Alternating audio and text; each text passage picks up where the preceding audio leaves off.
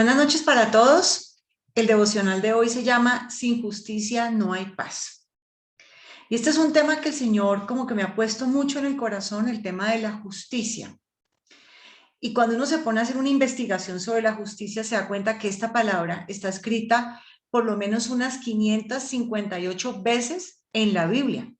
Y esto nos da a entender, pues básicamente, que es extremadamente importante la justicia.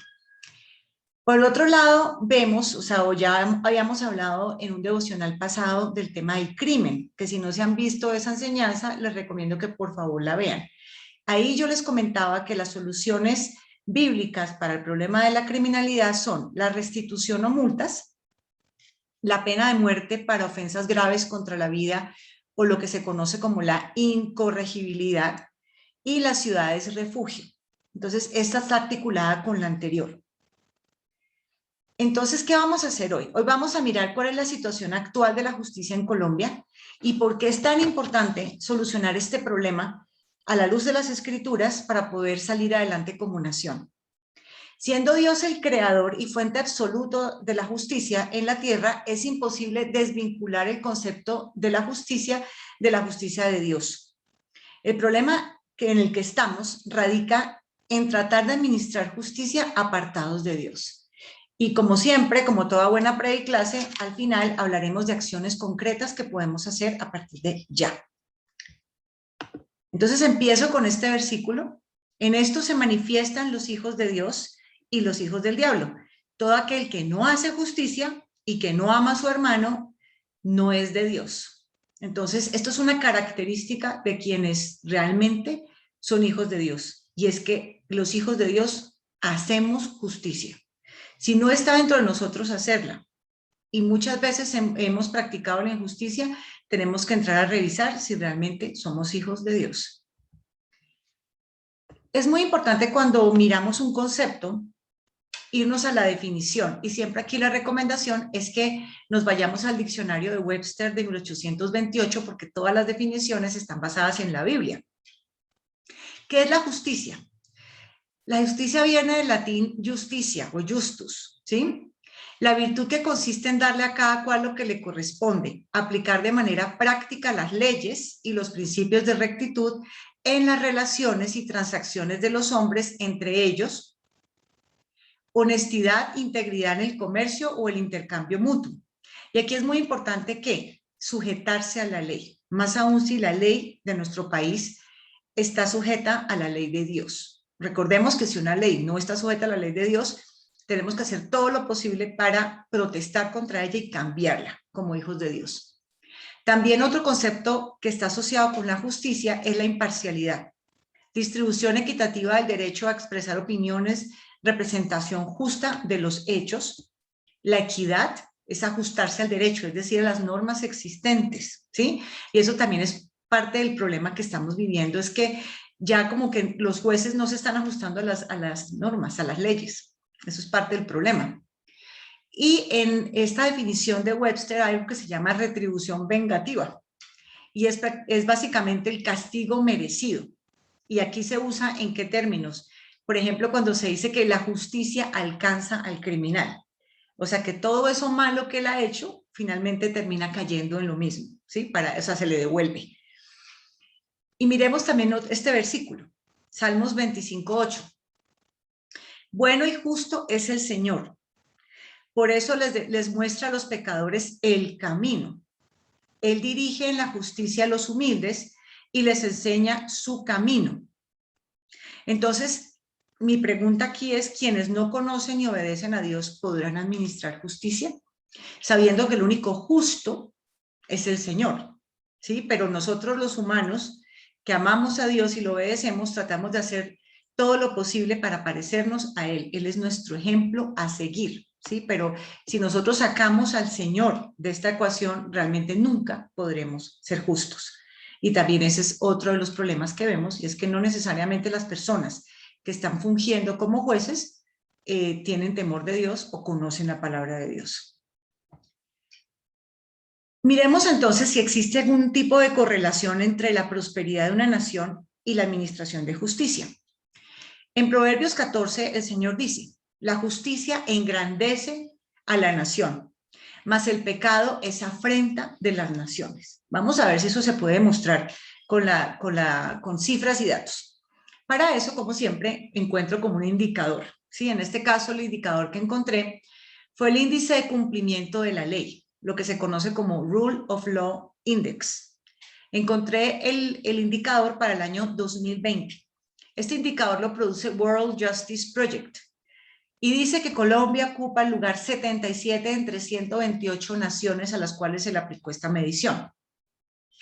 Y su puntaje fue 0.5 sobre 1. O sea, estamos a mitad de camino.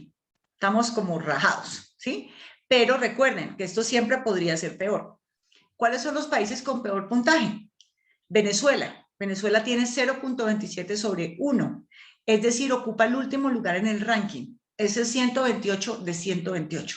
Entonces recordemos que un movimiento o una mala decisión que se tome en el país en el 2022 necesariamente nos va a llevar a estar peor de lo que estamos, ¿sí? O sea que las ideas sí tienen consecuencias. ¿Cuáles son los países que tienen el peor puntaje en esto? Camboya, Congo, Egipto, Camerún, Afganistán, Bolivia, Nicaragua, Honduras. Son los peores países en este ranking. Colombia, como les decía, tiene 0.5 como puntaje. ¿Y qué es lo que está midiendo esto? Lo que está midiendo es si hay limitaciones al poder del gobierno, ausencia de corrupción, de lo cual estamos un poco rajados, gobierno abierto, ese es lo que punteamos más alto, derechos fundamentales, estamos, digamos, en 0.53, orden y seguridad, aplicación de la regulación, justicia civil, y aquí estamos por debajo del promedio general, y es 0.49. ¿Por qué? Básicamente porque Colombia presenta muchas demoras en la administración de la justicia civil, y los que me están escuchando y posiblemente han tenido que ver con juzgados, creo que están diciendo que así es. En cuanto a justicia criminal, es aún más bajo el puntaje, 0.34 sobre 1, y esto se debe a que la investigación que se está haciendo en estos procesos no es satisfactoria, ni tampoco presenta prontitud, sino que es muy demorada. Las penas que se están definiendo no reducen el crimen, parece que no tienen absolutamente ningún efecto, y no hay imparcialidad. Entonces, es aquí donde vemos que hay mucho que podemos trabajar, pero que ante todo tenemos que tener mucho cuidado de no empeorar, ¿sí? ¿Cuáles son los países con el mejor puntaje? Como siempre, Dinamarca, 0.9 sobre 1, Noruega, Finlandia, Suecia, Países Bajos, Alemania, que son siempre los países que puntean más alto en temas, por ejemplo, de integridad, en temas relacionados con prosperidad, con libertad, tanto económica como personal. Y como siempre sabemos, son países que tienen, ¿qué? Legado de la reforma protestante. Entonces sí hay una correlación y nos damos cuenta que las ideas emanadas de lo que es el respeto y seguir los principios bíblicos en un país, así haya sido hace 500 años, siguen teniendo un impacto en la sociedad. Me tomé el trabajo de mirar cuáles son las problemáticas actuales de la rama judicial. Y por un lado tenemos congestión en los despachos judiciales, los procesos duran demasiado y nosotros mismos como familia lo experimentamos en un proceso que tuvimos, tomó 7 años.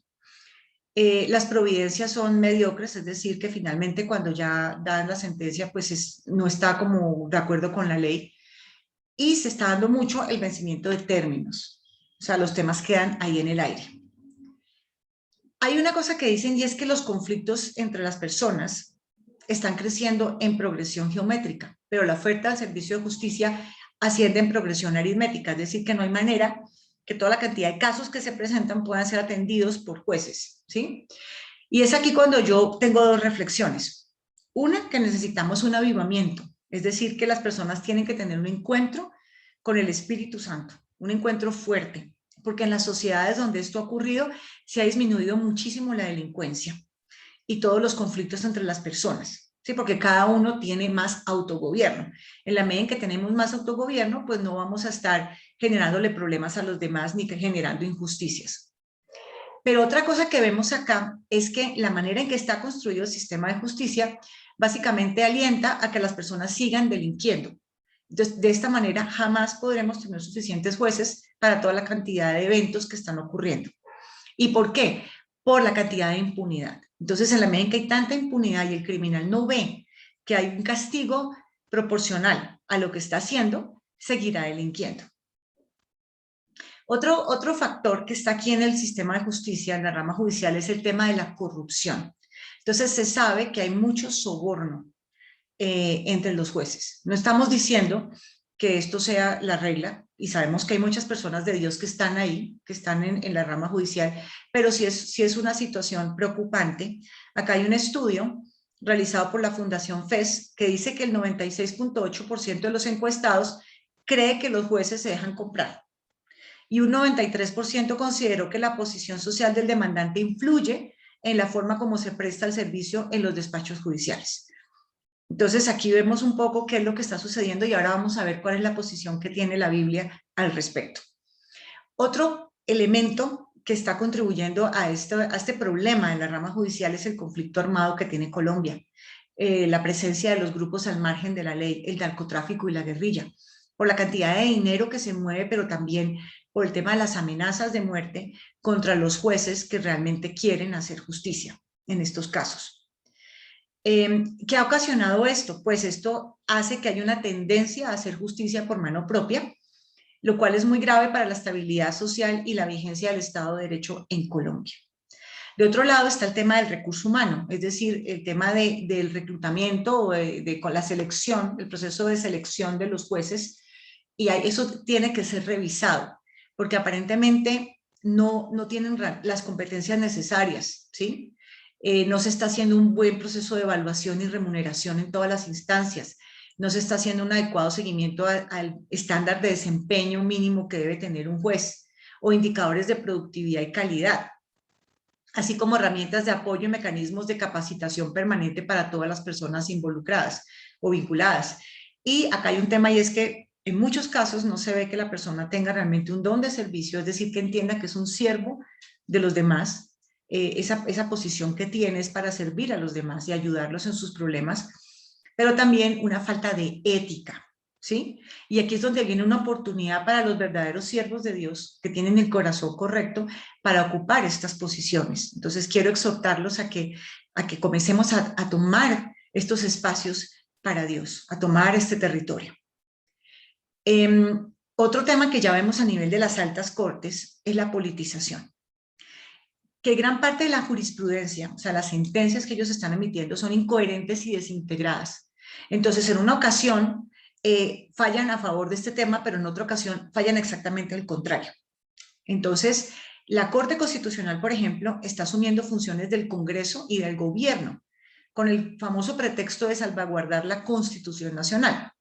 Tan es así que en días pasados tumbaron la cadena perpetua para violadores de niños, que no dice estos están a favor de quién, y todas las sentencias que han emitido a favor del aborto y de la eutanasia en Colombia. Entonces vemos que acá hay un tema muy, muy grave que se está presentando. Ahora vámonos a la palabra de Dios. Y aquí tenemos qué es lo que opina Dios sobre el tema de los jueces, ¿sí? Y qué nos sugiere. Lo vemos en Éxodo 18, y aquí es cuando Jetro habla con Moisés y le dice, es un consejo que viene directamente de Dios. Porque recordemos que Moisés trata de administrar justicia como lo hacía el faraón, porque él se cría en la corte del faraón. Entonces era él recibiendo personas hasta las, no sé, 2 de la madrugada, haciendo unas filas interminables porque todo terminaba decantando en él. Entonces Jetro le dice este consejo: no está bien lo que haces, te agotarás del todo, tú y también este pueblo que está contigo. El trabajo es demasiado pesado para ti, no podrás hacerlo tú solo.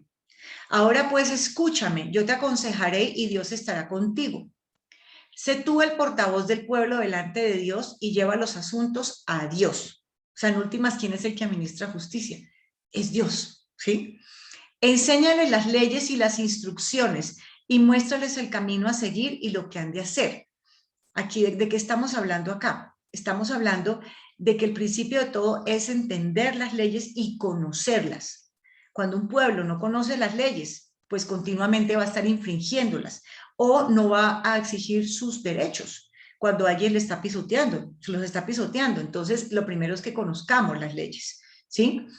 Pero selecciona de entre todo el pueblo a hombres capaces, temerosos de Dios, hombres íntegros que aborrezcan las ganancias deshonestas, y ponlos al frente de ellos como jefes de 1000, de 100, de 50 y de 10, para que juzguen al pueblo en todo tiempo. Entonces, ¿aquí qué vemos? Por un lado, cuando le dice el trabajo es demasiado pesado para ti, ¿qué le está hablando? Le está hablando del principio de delegación, ¿sí? Que tenemos que tener suficientes personas para que cumplan con este trabajo de administrar la justicia. Pero también está hablando en otra parte que Dios es en últimas el juez y la base son las leyes, ¿sí? Y también le está diciendo al pueblo que ellos son los que tienen que escoger a esas autoridades, el principio de representatividad. ¿Por qué? Porque él sabe que si entre el pueblo se escogían a los líderes de 10, de 50, de 100, de 1000, eran personas que tenían legitimidad ante el pueblo, es decir, las personas confiaban en ellos, porque eran personas que capaces, temerosas de Dios, íntegros, que aborrecieran las ganancias deshonestas. Entonces las personas iban a acoger, ¿cierto?, cualquier tipo de sentencia que ellos dictaran. ¿Por qué? Porque los habían escogido ellos mismos, ¿sí? Todo asunto difícil lo traerán a ti, pero ellos juzgarán todo asunto menor. Así aliviarás la carga que hay sobre ti, haciendo que otros la compartan contigo, ¿sí? También hay otra cosa importante y es que el carácter es importante. O sea, no cualquier persona sirve para ser un juez. Tiene que ser una persona, como dice acá este versículo, que aborrezca las ganancias deshonestas, que sea capaz e íntegro y que sea temeroso de Dios. Y esto es algo que está faltando en la rama judicial. También aquí está diciendo que si ellos de alguna manera no pueden resolver el problema, que se lo escalen a Moisés. Y Moisés en últimas se lo escala a Dios. Y acá es que está, pues, el principio de la apelación. Si esta autoridad no te da respuesta, tú puedes apelar a la siguiente. Entonces, esto es muy importante también. Si haces esto y Dios así te lo manda, tú podrás resistir y también todo este pueblo irá en paz a su lugar. Es decir, que sin justicia no hay paz. Sin justicia no hay paz. Y por eso es que vemos el grado de violencia en nuestra sociedad. Hay otro elemento que me encanta de este versículo y es que, si ustedes se dan cuenta, había líderes de 10.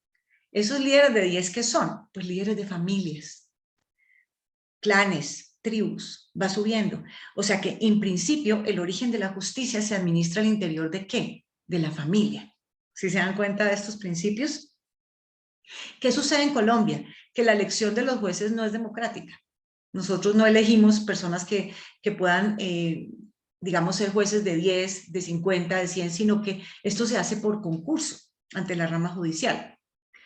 Y entonces otra pregunta es si esta persona que estamos escogiendo es honesto, capaz y fiel a la Constitución, o muchas veces ni siquiera conocen bien las leyes y así están dictando sentencia.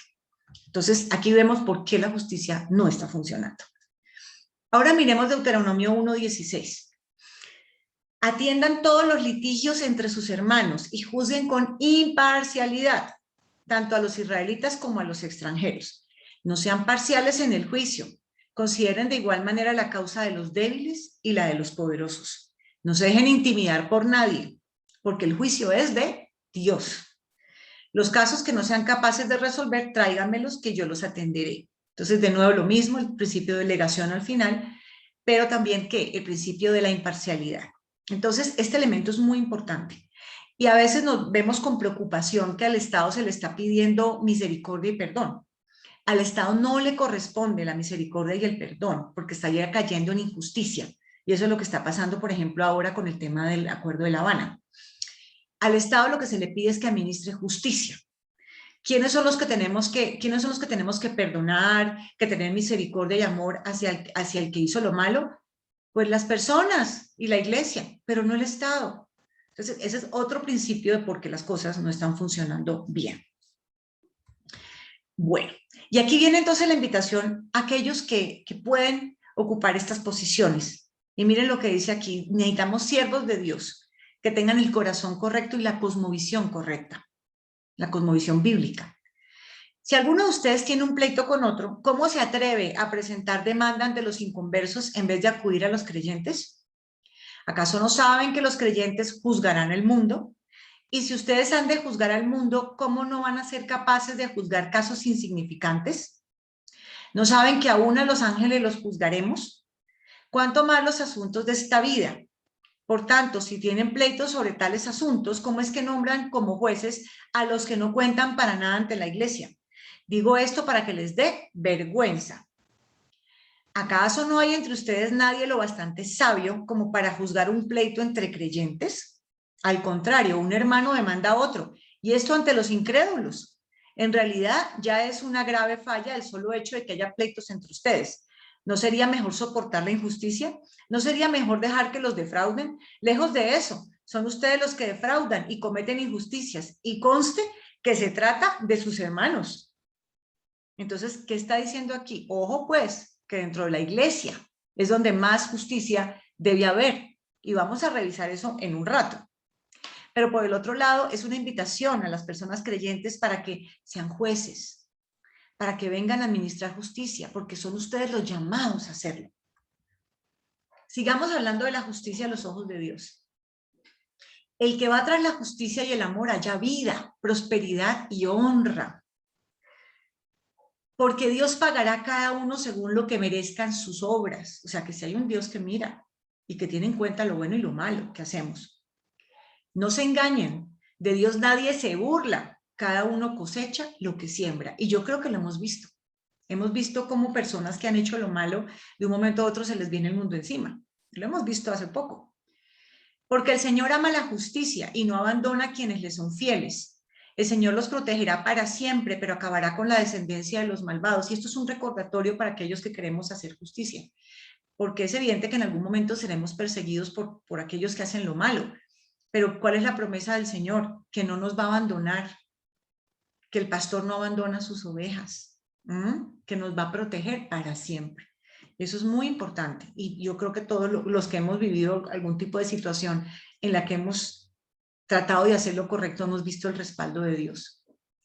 Y aquí yo quiero hablar de un tema que es delicado y es unos casos que se presentaron hace un par de años y que todavía no se les ha dado solución por parte de la Fiscalía, pero inicialmente este caso o estos casos tenían que haber sido tratados por la iglesia misma, por los ancianos de la ciudad. Casos de abusos pastorales, abuso sexual hacia personas de una congregación. Esto indudablemente siempre se ha hecho con complicidad de los subalternos. Y la pregunta es, ¿por qué? Cuando tenemos conocimiento de esto, ¿por qué hemos callado? ¿Sí? Y cómo la iglesia está protegiendo a sus propias víctimas. Los primeros que tenemos que hacer justicia somos nosotros. Y esto tiene que ser una vergüenza para la iglesia, si no estamos haciendo nada para hacer justicia y estamos pasando de largo. Y le estamos dejando esto, por ejemplo, a la fiscalía. Que eso ya es, digamos, a ese nivel ya es fiscalía, un tema de abuso sexual. Contra varias personas, más de 12, 20 personas, con casos ya registrados. Pero la pregunta es, ¿y la iglesia no va a hacer nada? Y miren, el típico comentario de las iglesias es déjenselo a Dios y hay que orar por el siervo. Y un momentico, la Biblia no va en contra de la administración de justicia por parte de los hombres, o sea, no es como que el Señor lo tiene que acusar la fiscalía y entonces que no, que Dios se encargue, no, porque Dios delegó a las autoridades en la tierra para que hagan justicia. Y contaban un poco el tema de los casos de abuso sexual, se originaban siempre el modus operandi en las consejerías, donde esta persona le comenzaba a preguntar sobre su pasado, un pasado de abuso sexual, y comenzaba a preguntar más y más cosas como con morbo. Y yo digo, esto es algo que tenemos que prevenir al interior de las iglesias, o sea, tenemos que mirar cuáles van a ser los protocolos para manejar este tipo de consejerías, porque aquí es donde están ocurriendo los problemas. También vemos, por ejemplo, manipulación, mucha manipulación por parte de estos líderes absolutos y nadie los puede cuestionar. Y salen con una frasecita como, no se puede tocar el manto del ungido. Y comienzan a silenciar a las víctimas con terror, diciéndoles que si denuncian y hablan de lo que les pasó, entonces que un hijo se les va a morir de cáncer, que mejor dicho, que van a entrar en la ruina por meterse con el ungido del Señor. O sea, tengamos mucho cuidado de no ser manipulados, porque esto no es bíblico, ¿sí? Entonces, si es un caso en el cual esto es un tema de denuncia ante fiscalía, hay que hacerlo. No podemos callar, ¿sí? Si has pasado por una situación así en tu vida al interior de una iglesia, te invito a que contactes esta ONG que se llama Metamorfosis, y esta Metamorfosis trabaja temas de restauración, pero también apoyo legal a estas víctimas. ¿sí? Entonces, no calles, denuncia. Y lo digo porque este devocional lo ven muchas personas de muchas iglesias alrededor de Colombia y también del mundo. Entonces, hay que denunciar, no podemos callar. Y entonces aquí viene como ese arrepentimiento para la iglesia, porque es que cuando sufre una parte de la iglesia, pues sufrimos todos. Y esto es algo que nos tiene que llevar también como al arrepentimiento como iglesia por no hacer nada, no hacer justicia a nuestras víctimas. Si confesamos nuestros pecados, Él es fiel y justo para perdonarnos los pecados y para limpiarnos de toda maldad. Y debemos hacer confesión de pecados, así no sean hechos por nosotros, sino en general por el cuerpo de Cristo. Tenemos que confesar ese pecado y pedirle perdón a Dios. Porque recuerden lo que dice Segunda Crónicas 7:14. Si mi pueblo, que lleva mi nombre, se humilla y ora y me busca y abandona su mala conducta, yo lo escucharé desde el cielo, perdonaré su pecado y restauraré su tierra. Y yo creo que todos los que estamos aquí queremos una Colombia restaurada. Entonces, así nosotros no hayamos cometido estas injusticias, es nuestro deber confesar esto ante Dios, humillarnos, orar y arrepentirnos como un pueblo completo, para que realmente haya una restauración y una sanidad en la tierra. Es algo que debemos hacer. Y ahora viene la parte práctica de esta enseñanza. Después de haber hecho un análisis que les confieso que fue bien complicado entender todo este tema de la rama judicial y posibles soluciones, porque la idea mía siempre es no quedarnos ahí en el diagnóstico, sino qué vamos a hacer. Lo primero que tenemos que hacer, y lo podemos hacer desde ya, es familias fuertes. Nada de hijos huérfanos con padres vivos. Tenemos que educar desde la casa con principios y valores, enseñándoles autogobierno, bajo los principios de Dios, bajo todo lo que tiene que ver con la ley de Dios. Poniéndoles a nuestros hijos límites, reglas claras, responsabilidad, pero también repercusiones. Recuerden que la familia es el principio, es el núcleo de la administración de justicia. Nosotros le enseñamos justicia a nuestros hijos desde la misma casa. Y por eso también vemos niños totalmente o jóvenes desbordados, porque nunca conocieron los límites y nunca conocieron que había una repercusión cuando yo hacía lo malo. Entonces, eso es lo primero. Es verdad que ninguna disciplina al presente parece ser causa de gozo, sino de tristeza, pero después da fruto apacible de justicia a los que en ella han sido ejercitados. Entonces, no tengamos miedo de aplicar la justicia dentro de nuestra propia casa. Obviamente con amor. Sigamos entonces con el sistema educativo. Y ya hemos venido hablando de eso. ¿Quiénes están educando a nuestros hijos? Personas que de ninguna manera tienen claros los principios y valores y el cumplimiento con la ley. Entonces ahí también hay una reflexión. ¿De verdad vamos a dejar a nuestros hijos en manos de estos profesores? Siguiente. Si por alguna razón tú acudiste a un juez y ese juez se portó de manera irregular en la administración de justicia, definitivamente tienes que denunciarlo y tomar acción. Porque recordemos que la inacción ciudadana ratifica el poder de los malvados. Y para esto, para que realmente se sienta el poder de la ciudadanía, tenemos que ser muchos evidenciando lo que está sucediendo.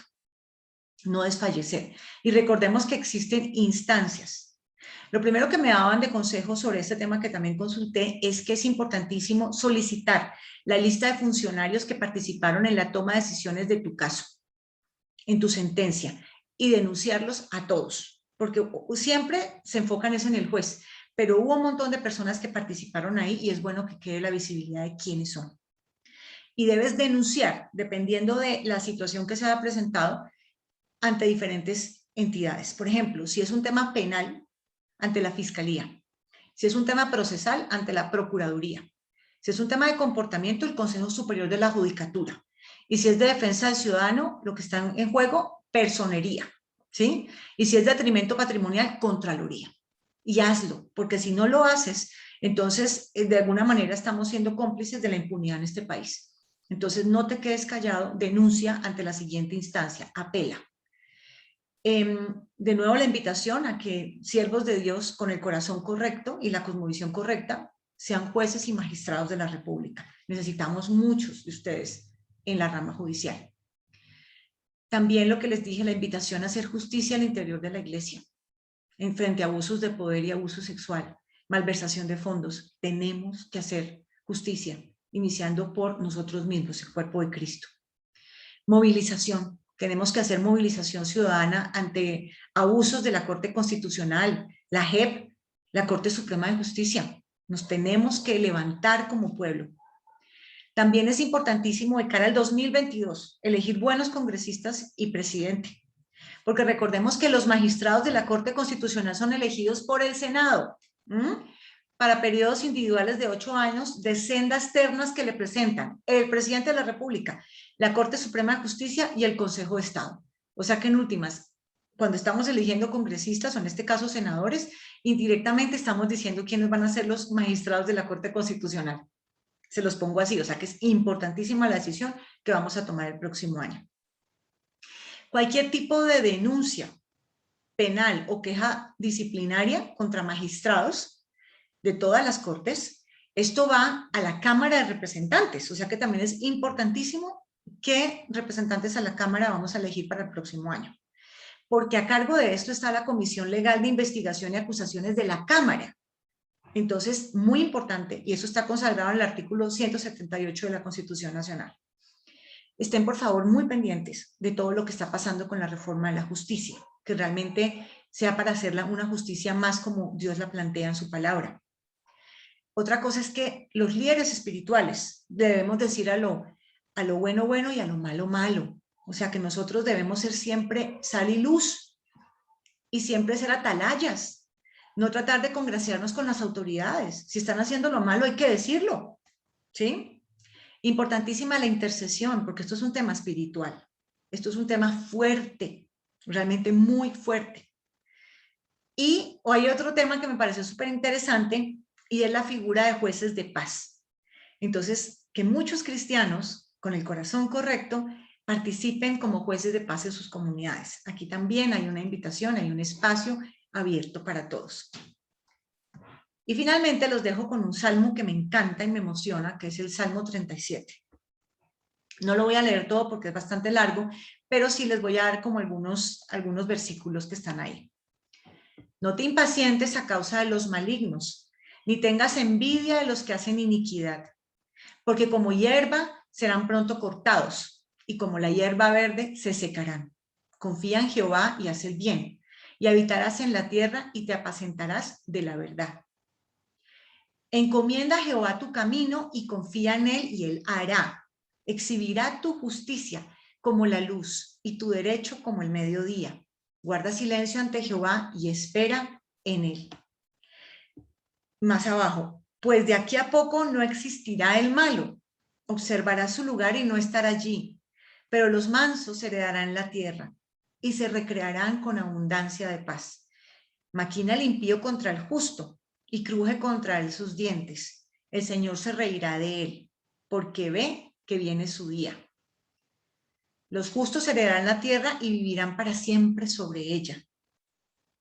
La posteridad de los impíos será extinguida, pero la salvación de los justos es de Jehová. Y él es su fortaleza en el tiempo de la angustia. Jehová los ayudará y los librará.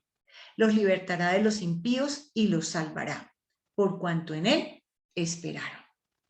Gracias, Señor, porque tú eres un Dios justo, Señor, y tú eres el principio de toda justicia, Señor. Gracias porque tú nos muestras en tu palabra realmente a qué debemos aspirar, Señor, y que no debemos conformarnos con lo que vemos en este momento en la administración de justicia, en nuestras instituciones, pero también, Señor, en la nación.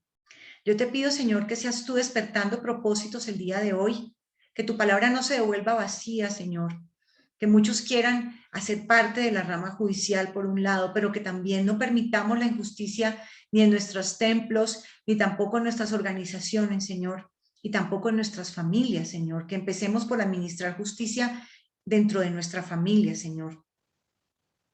Te pedimos, Señor, también que nos des un buen Congreso, Señor, para que el Congreso pueda delimitar ese poder que tienen las Cortes, Señor. Te pedimos un buen Congreso, Señor, que pongas hombres justos, hombres y mujeres justos como magistrados, como jueces, como congresistas, como presidente de la República, Señor. Te pedimos eso para nosotros, Señor, y te pedimos perdón por por haber hecho la injusticia ante el pobre, ante el menesteroso, ante aquel que no se le ha hecho justicia, Señor, por haberlo permitido, por haber pasado de largo, Señor. Te pido que nos pongas a todos fuego en ese corazón, Señor, para que no toleremos de ninguna manera la injusticia en ningún lugar, Señor. Te lo pido en el nombre de Jesús. Amén y amén.